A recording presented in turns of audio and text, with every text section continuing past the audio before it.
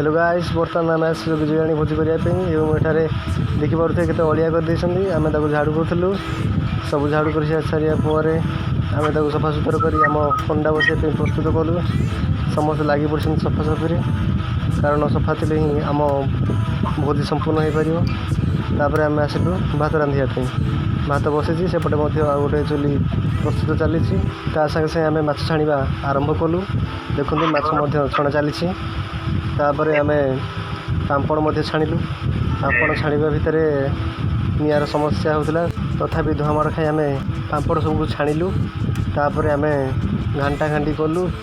तापर पापड़ प्रस्तुति सरिया उपर आसिला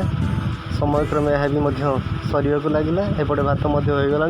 पापड़ छाड़िया पर आम चिकेन हंडा बसैलु चिकेन हंडारे मांस कषा चलता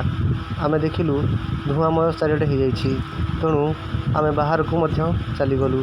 बाहर सौंदर्यता देखी आम आश्चर्य हो गलु तापर आम वीडियो करने को लगिलु बहुत सुंदर जगह आपण एठाक आसी भोजी करें ये जगार ठिकाना हो जोगी जोगियाणी कोस्का नयगढ़ तापर आम सांग समस्ते झरणार खसवाक लगिलु समस्ते बहुत मजामस्ती कलु एवं आम समस्ते गोटे गोटे फोटो उठेलु मोर गोटे सांग पानी में बसी सी कहूँ मोर गोटे फोटो उठा तेणु तार गोटे फोटो उठेलु तापर से माने झरणा पानी बहुत उपभोग कले एवं मु रही पारिलिनी मुझे आसिली एवं झरणा पानी गाधोई तापर तलू खसवाक लगिली सुंदर परिवेश सहित एपड़ी खसड़ा मत बहुत भल लगिला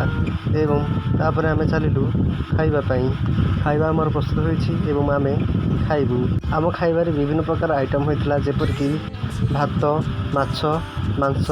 पापड़ एवं सालड।